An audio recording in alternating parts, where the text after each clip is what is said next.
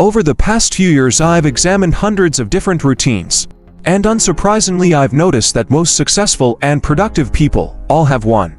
However, most of the time, the only thing that those routines have in common is that they are completely unique and can't be replicated. That's because each one of us has unique goals. The work we do is different. We have individual obligations, varied energy levels. The way that we handle stress is non-identical, and so on and so forth. For those reasons, the best routine isn't the one you can copy, but rather one that you create for yourself. And that's what we'll tackle in today's video. But more specifically, we'll look at how to construct a productive routine for yourself. If you're someone who doesn't feel like doing much, is often unmotivated, or would rather just chill. Not everyone wants to build an empire and be a productivity machine, and that's okay.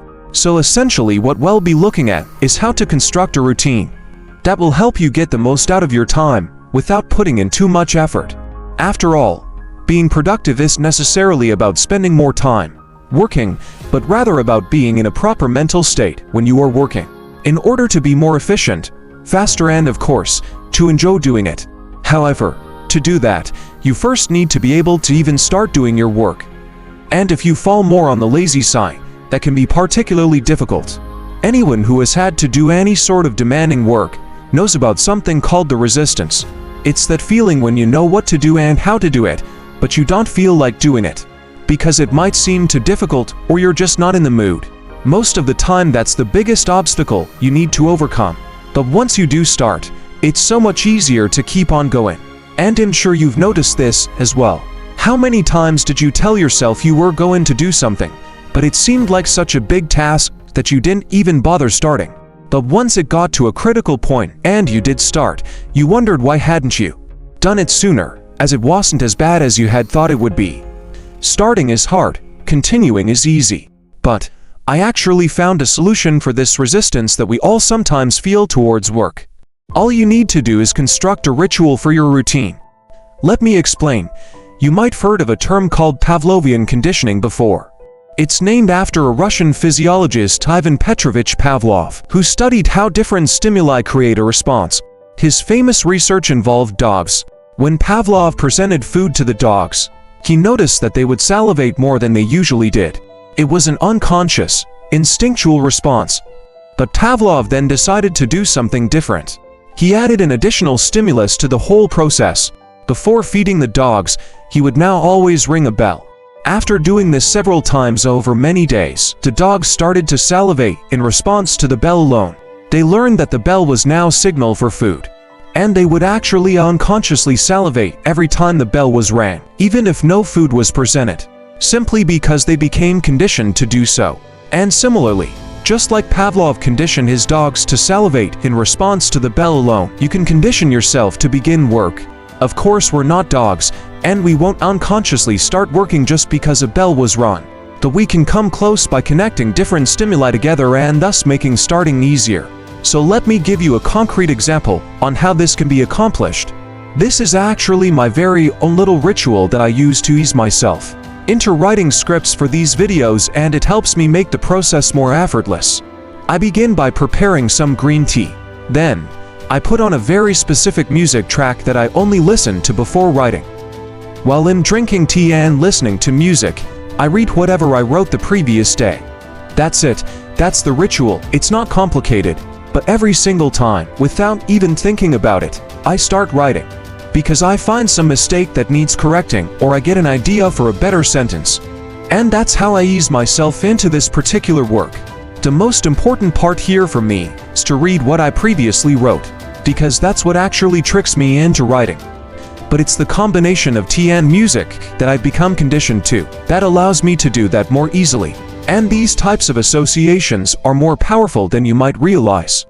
I was once taking a walk and just listening to my music playlist on shuffle. However, that very specific song that I use for my pre-writing ritual started playing.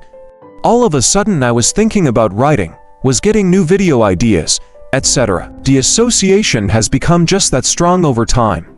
Just like Pavlov's dogs, I became conditioned to respond in a certain way when a particular stimulus was presented.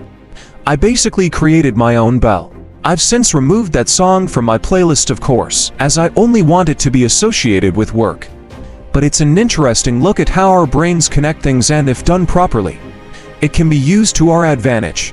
And I urge you to construct a similar ritual. It can include anything.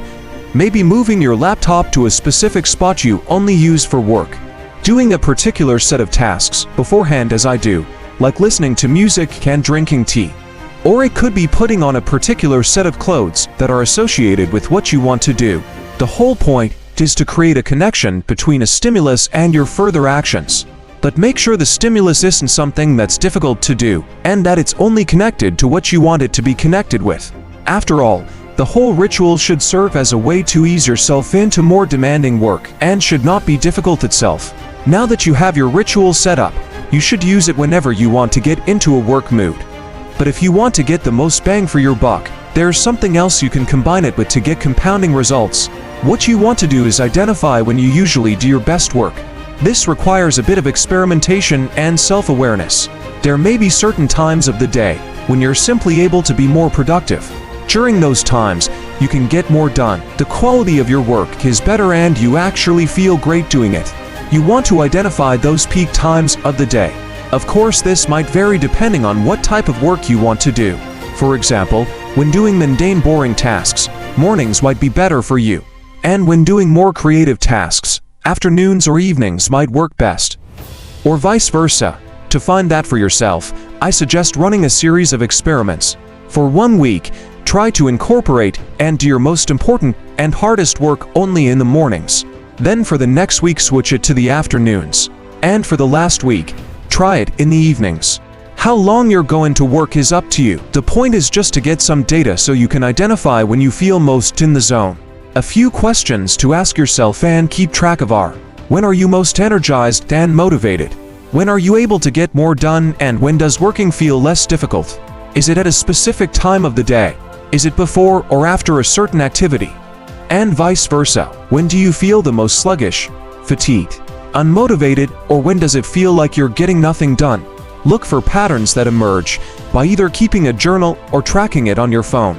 And once you identify your optimal time, you want to protect it. Going forward, that is going to be your most valuable part of the day, and you don't want cheap pleasures to get in the way of it. Unfortunately, that period of time when work feels easy or easier is also the time when instant gratification tends to feel more fun. That's why you want to protect that time frame at all costs, as it's very easy to fall prey to other temptations. Just something to be mindful of going forward. Note that over time, as your life circumstances change, your routine will change as well and will need adapting and refining. 10 years ago, when one of my close friends was working a regular 9-to-5 job, he found that in order to get other things done, it was best for him to do all other non-job related work in the mornings.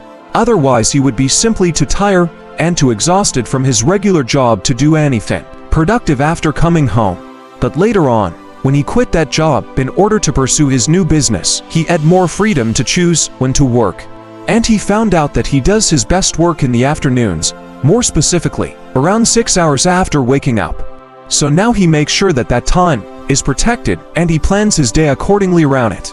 Once his circumstances change, his optimal routine change as well. And as time goes on, I'm sure it will change even more. Refining a routine is a never-ending process, and even I still haven't fully figured mine out, as new elements are constantly being introduced. But it's consistently getting better and better, which is all that really matters.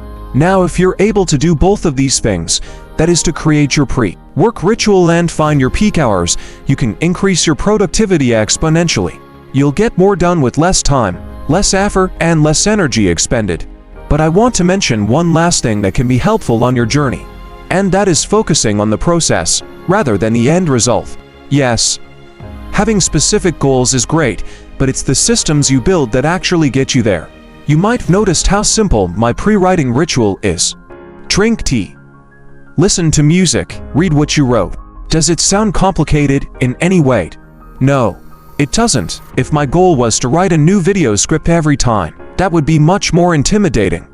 And I would be less likely to start because of it. Instead, I focus on the process, as I know that as long as I can start writing, I'll eventually get to the end goal. which is to write a full video script.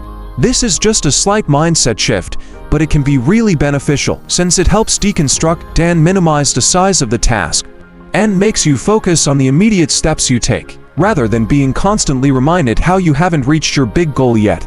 In other words, your objective should be to just show up every day. It's not to achieve any particular goal, but to be consistent and do something in that direction. The process will get you there, whether you even have that big end goal or not. You just have to trust it. That's how you build the habit of productivity, and step by step, day by day, you make yourself better than yesterday.